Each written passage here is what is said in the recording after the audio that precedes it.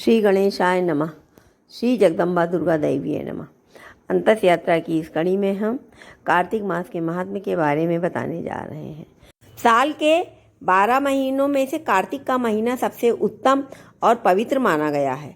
पुराणों के अनुसार इस मास में भगवान विष्णु नारायण रूप में जल में निवास करते हैं, इसलिए कार्तिक कृष्ण प्रतिपदा से लेकर के कार्तिक पूर्णिमा तक नियमित सूर्योदय से पहले नदी या तालाब में स्नान करना दुग्ध से स्नान करने के पुण्य के बराबर होता है।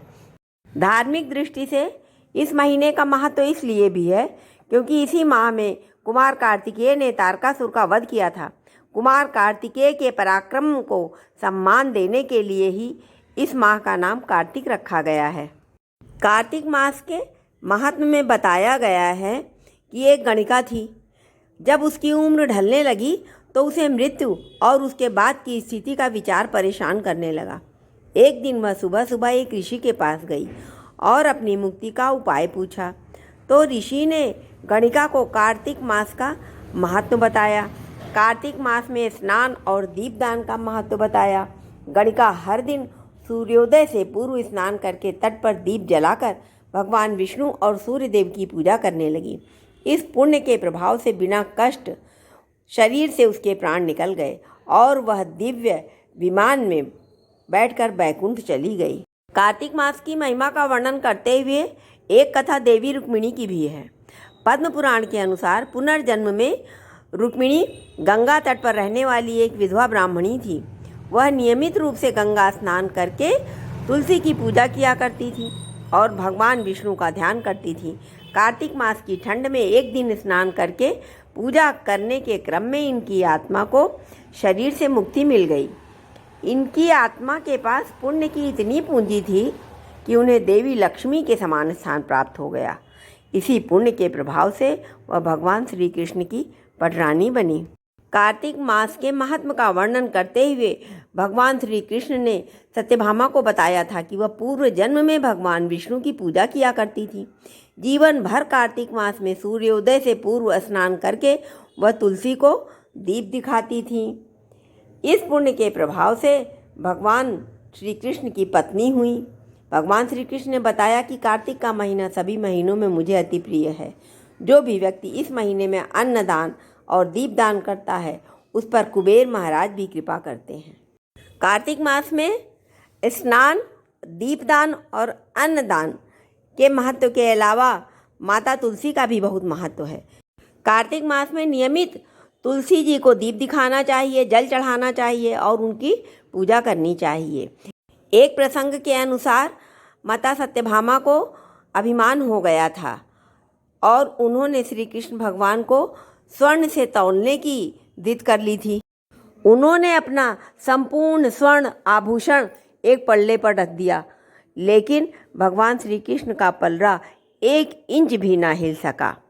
माता राधिका ने एक तुलसी का पत्ता रखा और भगवान एकदम हल्के हो गए और तुलसी का पल्ला भारी हो गया। इस प्रकार तुलसी का भगवान श्री हरि के लिए क्या महत्व है ये दर्शाया गया है। इस संबंध में और भी कहानियाँ प्रचलित है, लेकिन ये प्रसंग बड़ा हो जाएगा, इसलिए हम और कहानियाँ लेकर के नहीं आ रहे हैं। यहाँ मेरा तात्पर्य कार्तिक मास में श्री हरि की पूजा करना, स्नान, दीपदान और माँ तुलसी की पूजा का महत्व बताना ही है। एक और कथा के अनुसार शंखासुर नामक असुर ब्रह्मा जी से वेदों को चुराकर भाग रहा था। वेद उनके हाथों से छूटकर समुद्र में प्रवेश कर गए। देवताओं ने प्रार्थना की और उनकी प्रार्थना से प्रसन्न होकर भगवान विष्णु ने कहा कि मैं मछली का रूप धारण करके अभी वेदों को लाता हूँ। आप सबने मत्स्य अवतार के बारे में सुना ही होगा। उसी समय भगवान श्री हरि ने कहा था कि अब से कार्तिक के महीने में सभी वेदों के साथ मैं स्वयं जल में रहूँगा। इस महीने में नियमित स्नान पूजन करने वाले पर कुबेर भी कृपा करेंगे। जो धर्मात्मा व्यक्ति इस महीने में मेरी पूजा करेगा उसे यमलोक और स्वर्गलोक नहीं, सीधा वैकुंठ की प्राप्ति होगी और वह जन्म मृत्यु के चक्र से मुक्त हो जाएगा। कार्तिक मास में श्री हरि के साथ माँ तुलसी की भी पूजा करनी चाहिए और माँ लक्ष्मी तो सदैव श्रीहरि के साथ रहती हैं, इसलिए माँ लक्ष्मी की भी पूजा करनी चाहिए। कार्तिक मास में स्नान दान के साथ ध्यान और जप का भी विशेष महत्व है। इस पूरे मास में भगवान विष्णु के साथ साथ माँ लक्ष्मी और माँ तुलसी की पूजा करनी चाहिए। इस वर्ष कार्तिक मास 10 अक्टूबर से 8 नवंबर तक चलेगा। माना जाता है कि कार्तिक महीने में व्रत, स्नान और दान करने से घर में सुख शांति बनी रहती है। हमारे बहुत से साधक जानते भी होंगे, कार्तिक मास में ही शालिग्राम के रूप में भगवान विष्णु और माँ तुलसी का विवाह भी किया जाता है। इस मास में तुलसी जी की विधिवत पूजा करने से हर तरह के दुखों से छुटकारा मिल जाता है। जिस भी कन्या का विवाह न होता हो, वो कार्तिक मास में भगवान शालिग्राम के साथ माता तुलसी का विवाह करे तो उसका शीघ्र विवाह भी हो जाता है। कार्तिक मास में रोजाना सुबह उठकर, या कहें तो तारों की छांव में ही उठकर, सभी कर्मों से निवृत्त होकर स्नान कर लेना चाहिए। इसके बाद एक लोटे में स्वच्छ जल भर लें, अक्षत एवं फूल डाल लें और तुलसी के पौधे में धीरे धीरे अर्पित करें। इसके साथ ही तुलसी के गमले में स्वास्तिक का चिन्ह बना लें और जितने अच्छे से आप उसे सजा सकें सजा लें और माता का पूजन, वंदन, धूपदान और दीपदान अवश्य करें। जल चढ़ाते समय निम्न मंत्र बोल सकते हो तो बोलें। महाप्रसाद जननी सर्व सौभाग्यवर्धिनी आदि व्याधि हरा नित्यम तुलसी त्वम नमोस्तुते। महाप्रसाद जननी भी माता को कहा गया है क्योंकि इनके बिना प्रभु का भोग अधूरा है, प्रभु भोग ही नहीं लगाते हैं। इस प्रकार माँ तुलसी का अत्यंत महत्व है। इसके साथ ही तुलसी नामाष्टक मंत्र भी बोल सकते हो तो बोलें। तुलसी नामाष्टक यानी माँ तुलसी के 8 नाम: वृंदा वृंदावनी, विश्व पूजिता विश्व पावनी, पुष्प सारा नंदिनी चा तुलसी, कृष्ण जीवनी। एतन्नामाष्टकं चैव स्तोत्रं नामर्थ संयुतम, यह पठेत ताम संपूज्य सो भव मेघ फलम लभेत। जैसा कि हम पहले ही बता चुके हैं, तुलसी भगवान को अति प्रिय हैं और माँ लक्ष्मी सदैव विष्णु संग रहती हैं। इसलिए माँ तुलसी के पौधे का महत्व और भी बढ़ जाता है। तुलसी को जो 8 नाम दिए हैं, तो जो कोई भी उन नामाष्टक से माँ तुलसी की पूजा करता है उसे अश्वमेघ यज्ञ का फल प्राप्त होता है।